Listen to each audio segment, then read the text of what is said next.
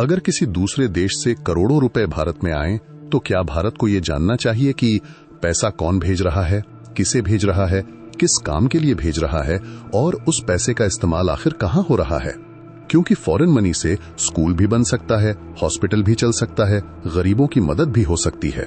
लेकिन अगर यही पैसा इलीगल एक्टिविटीज, टेररिज्म या ऐसी गतिविधियों तक पहुंच जाए जो भारत के नेशनल इंटरेस्ट के खिलाफ हों, तो मामला सिर्फ डोनेशन का नहीं रहता, मामला बन जाता है इंडिया की सिक्योरिटी और सॉवरेनिटी का।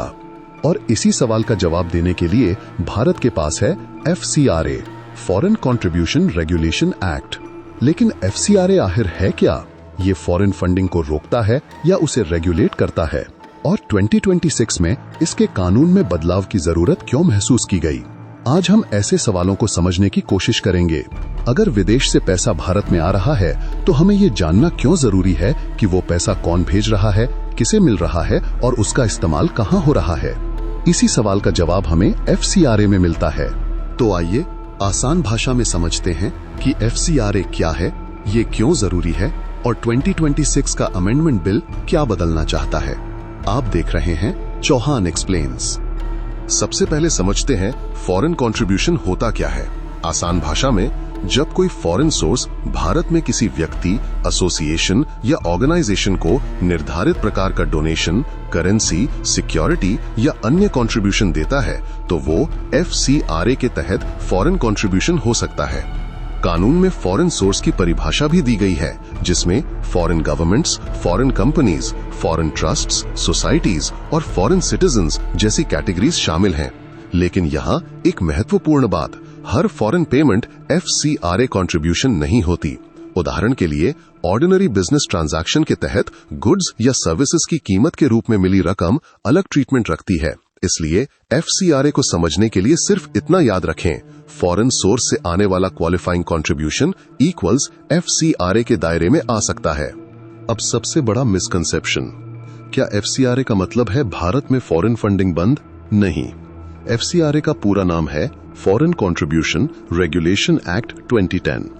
इसका उद्देश्य फॉरेन कंट्रीब्यूशन की एक्सेप्टेंस और यूटिलाइजेशन को रेगुलेट करना है। और एक्ट का लॉन्ग टाइटल साफ कहता है कि इसका उद्देश्य फॉरेन कंट्रीब्यूशन की एक्सेप्टेंस और यूटिलाइजेशन को रेगुलेट करना तथा ऐसी एक्सेप्टेंस और यूटिलाइजेशन को रोकना है जो नेशनल इंटरेस्ट के लिए डेट्रीमेंटल एक्टिविटीज में जाएं। यानी भारत का अप्रोच ये नहीं है कि foreign money equals bad. Approach ये है, फॉरेन मनी आया है तो उसका रेगुलेटेड और लॉफुल यूज होना चाहिए।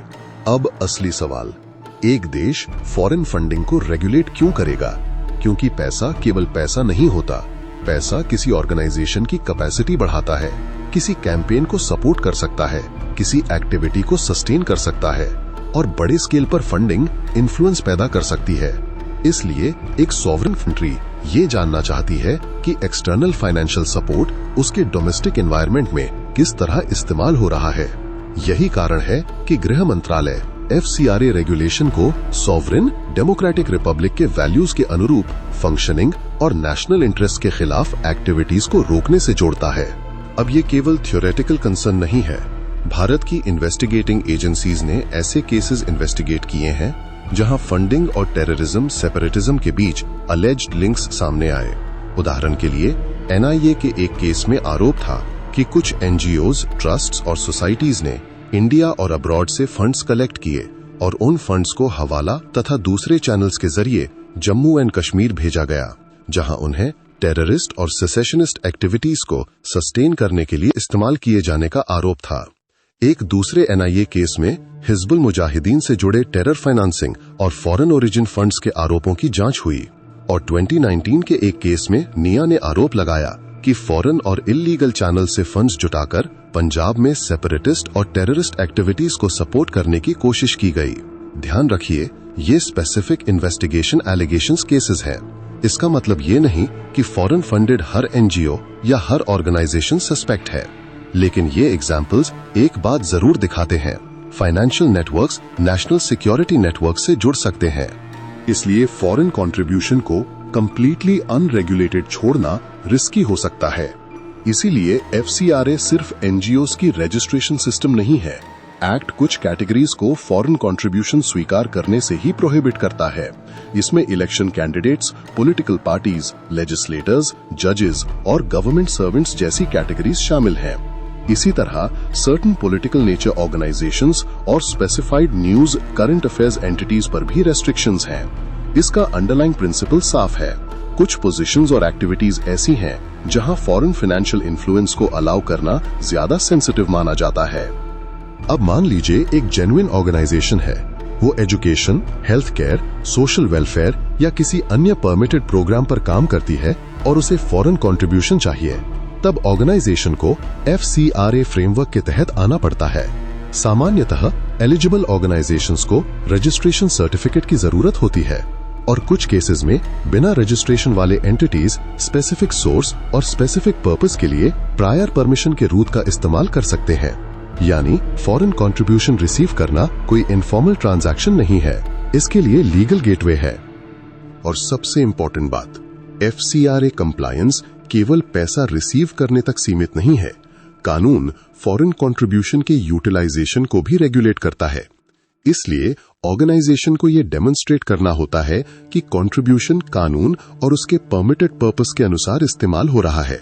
मतलब फॉरेन फंडिंग लेकर आप जो चाहें वो नहीं कर सकते।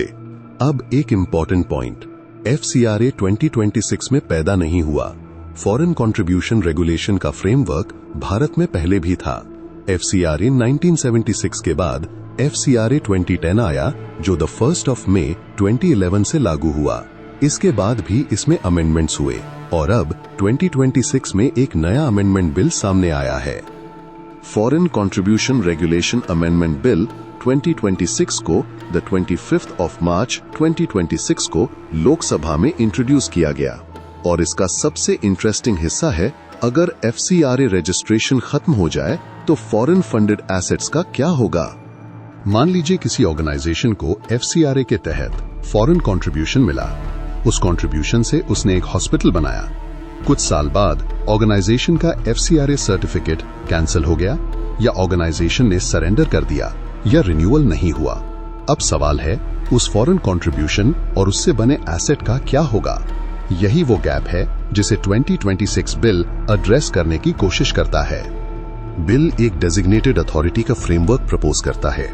अगर सर्टिफिकेट कैंसिल, सरेंडर या प्रिस्क्राइब्ड सर्कमस्टांसेस में सीज होता है तो फॉरेन कंट्रीब्यूशन और फॉरेन कंट्रीब्यूशन से बने एसेट्स डेजिग्नेटेड अथॉरिटी में प्रोविजनली वेस्ट कर सकते हैं। इसका मतलब ये नहीं कि उसी मोमेंट एसेट परमानेंटली चला गया। प्रोविजनल स्टेज में ऑर्गेनाइजेशन को फ्रेश रजिस्ट्रेशन, रिन्यूअल या रेस्टोरेशन का रास्ता दिया गया है। अब दो पॉसिबिलिटीज हैं। पहली, ऑर्गेनाइजेशन रिक्वायर्ड पीरियड में अपना रजिस्ट्रेशन ऑब्टेन, रिन्यू या रिस्टोर कर लेती है। तब बिल के फ्रेमवर्क के अनुसार डेजिग्नेटेड अथॉरिटी फॉरेन कंट्रीब्यूशन और एसेट्स को वापस करने की व्यवस्था रखता है। दूसरी, ऑर्गेनाइजेशन रिक्वायर्ड पीरियड में अपना स्टेटस रेगुलराइज नहीं कर पाती। तब वेस्टिंग परमानेंट हो सकती है और परमानेंटली वेस्टेड एसेट्स को पब्लिक पर्पसेस के लिए इस्तेमाल किया जा सकता है। उन्हें गवर्नमेंट मिनिस्ट्रीज, डिपार्टमेंट्स या एजेंसीज को ट्रांसफर किया जा सकता है या निर्धारित प्रक्रिया के तहत डिस्पोज किया जा सकता है। बिल में एक इंटरेस्टिंग सेफगार्ड भी है। अगर परमानेंटली वेस्टेड एसेट पूरी या आंशिक रूप से प्लेस ऑफ वर्शिप है तो डेजिग्नेटेड अथॉरिटी को उसकी मैनेजमेंट प्रिस्क्राइब्ड मैनर में इंटरेस्ट करनी होगी और उसके रिलीजियस कैरेक्टर को मेंटेन करना होगा। यानी बिल केवल एसेट टेकओवर की बात नहीं करता, कुछ कैटेगरीज के एसेट्स के लिए स्पेसिफिक ट्रीटमेंट भी देता है। बिल सिर्फ प्रॉपर्टी पर फोकस नहीं करता, ये ऑर्गेनाइजेशन के की फंक्शनरीज की रिस्पॉन्सिबिलिटी को भी डिफाइन करता है। कंपनी में डायरेक्टर्स, ट्रस्ट में ट्रस्टीज, सोसाइटी में ऑफिस बेयरर्स और गवर्निंग अथॉरिटीज जैसे फंक्शनरीज इसके स्कोप में आते हैं। उद्देश्य है कि ऑर्गेनाइजेशनल ऑफेंस होने पर रिस्पॉन्सिबिलिटी केवल एक एब्स्ट्रैक्ट ऑर्गेनाइजेशन पर न रह जाए, जिम्मेदार डिसीजन मेकर्स की अकाउंटेबिलिटी भी तय हो। अब यहाँ एक गलती बिल्कुल नहीं करनी चाहिए।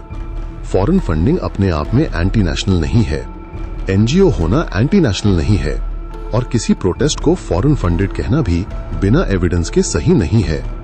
FCRA का पर्पस हर ऑर्गेनाइजेशन को सस्पेक्ट बनाना नहीं है। इसका पर्पस है फॉरेन कंट्रीब्यूशन के एक्सेप्टेंस और यूटिलाइजेशन को कानून के दायरे में रखना और नेशनल इंटरेस्ट के खिलाफ प्रोहिबिटेड यूज को रोकना। यही डिस्टिंक्शन इस पूरे कानून को समझने के लिए सबसे जरूरी है। तो आखिर भारत को FCRA जैसे फ्रेमवर्क की जरूरत क्यों है? क्योंकि एक सॉवरेन कंट्री को ये अधिकार होना चाहिए कि वो समझ सके एक्सटर्नल मनी उसके डोमेस्टिक इंस्टीट्यूशंस और एक्टिविटीज में किस तरह एंटर कर रहा है।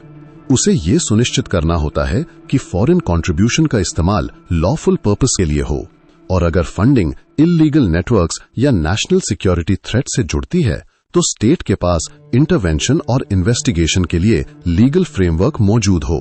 यही FCRA की बड़ी भूमिका है। तो पूरी FCRA स्टोरी को एक फ्लो में समझिए।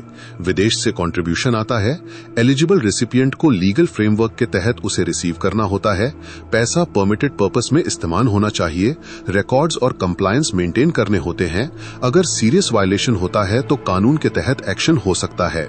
और 2026 बिल एक और सवाल को क्लियरली एड्रेस करने की कोशिश करता है।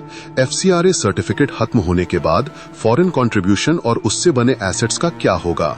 तो FCRA को सिर्फ NGO का कानून समझना बहुत छोटी तस्वीर होगी। असली मुद्दा है फॉरेन मनी का रेगुलेटेड एंट्री, उसका लॉफुल यूटिलाइजेशन और भारत के नेशनल इंटरेस्ट की प्रोटेक्शन। फॉरेन फंडिंग से स्कूल बन सकता है, हॉस्पिटल चल सकता है, डिजास्टर रिलीफ हो सकता है, लेकिन अगर वही फाइनेंशियल नेटवर्क इल्लीगल एक्टिविटी या टेररिज्म को सपोर्ट करने लगे तो कंट्री को उसके खिलाफ एक्शन लेने की कैपेसिटी भी चाहिए। इसलिए सवाल ये नहीं है फॉरेन मनी भारत में क्यों आए, असली सवाल है किससे आया, किसे मिला, किस काम में लगा और क्या वो कानून के मुताबिक था। और यही वो जगह है जहां FCRA की जरूरत समझ में आती है। किसी भी देश की सॉवरेनिटी सिर्फ उसकी बॉर्डर से सुरक्षित नहीं होती। कभी कभी पैसे का रास्ता भी नेशनल सिक्योरिटी का सवाल बन जाता है। इसलिए फॉरेन कंट्रीब्यूशन को रेगुलेट करना सिर्फ फाइनेंशियल रेगुलेशन नहीं है, ये ट्रांसपेरेंसी, अकाउंटेबिलिटी और नेशनल इंटरेस्ट से भी जुड़ा हुआ विषय है।